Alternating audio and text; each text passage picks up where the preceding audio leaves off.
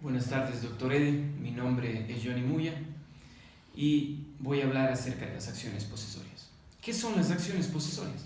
Las acciones posesorias son mecanismos legales de defensa de la posesión. Es decir, estas acciones están pensadas para el poseedor. Nuestro Código Civil, desde el artículo 960, nos explica y nos detalla las acciones posesorias. Ahora bien, existen dos clases de acciones posesorias. Las propiamente dichas, que son las acciones posesorias de conservación, que tienen por objeto conservar la posesión. ¿Cuándo? Cuando se ve turbada o molestada por un tercero.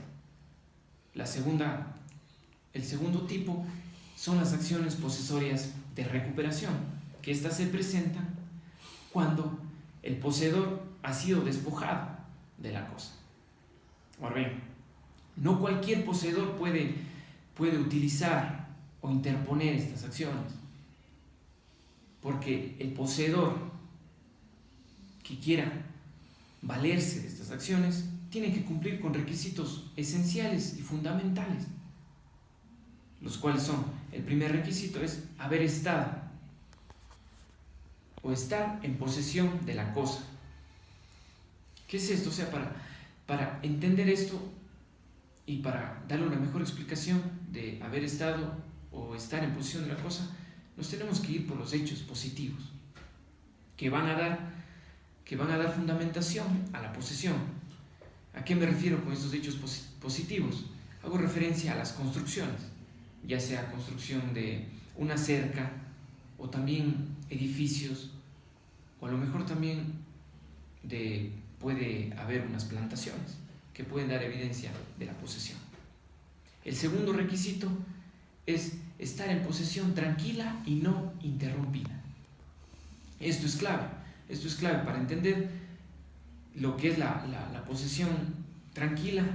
Como nuestro Código Civil no especifica qué es la posesión tranquila, recurrimos a lo que se define como posesión violenta, que tiene como característica fundamental la violencia.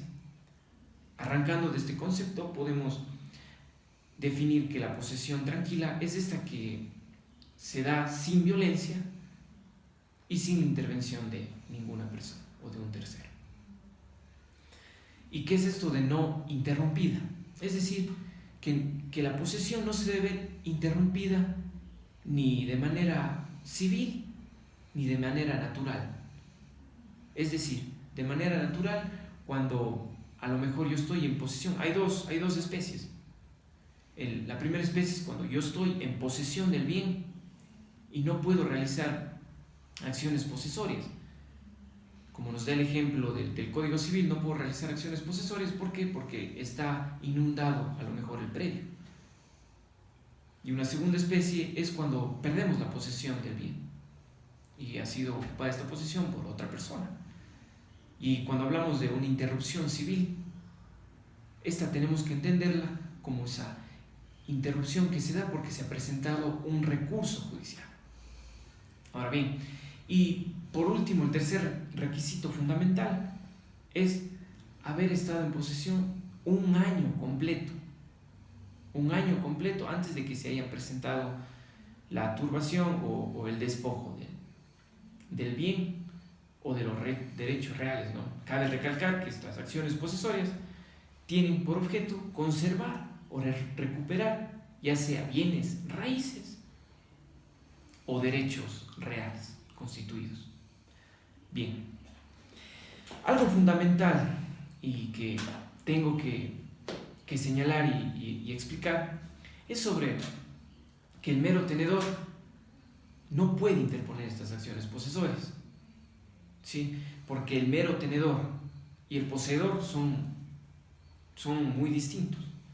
Y para este análisis simplemente hay que recordar los elementos, tanto el elemento objetivo como el elemento subjetivo.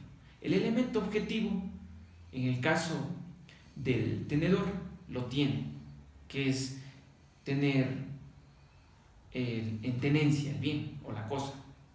Pero el elemento subjetivo no lo tiene, que es el ánimo de ser de señor y dueño. sobre la cosa.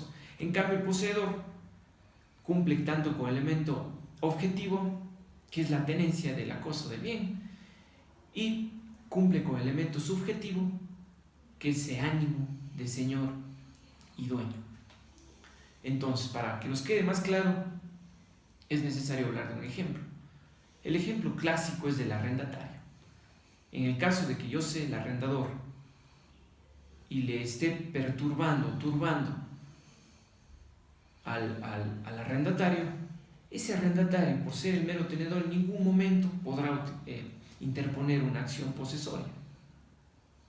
Obviamente podrá recurrir a otras acciones legales, pero no a las acciones posesorias. Pero en cambio, si este arrendatario se ve turbado, se ve molestado por una tercera persona diferente al arrendador, en ese caso el arrendatario podrá avisar al arrendador que se le está molestando, no se le está dejando vivir en paz, como se dice. Entonces es ahí cuando el arrendador, haciendo uso obviamente de su posesión, podrá interponer estas acciones. Ahora bien, otro tema de análisis es la prescripción. La prescripción de estas acciones posesorias. Hablemos del primer caso, de las acciones posesorias de conservación. Estas se pueden presentar en un año completo. ¿Desde cuándo? Desde que se inician los actos que turben o embaracen la posesión. Tiene un año completo para interponer. Y hay un segundo momento. Bueno, más que un segundo momento, son el segundo tipo de las acciones posesorias de conservación, que nos dice que de igual manera va a tener un año completo para interponer estas acciones de posesión, de recuperación. ¿Cuándo?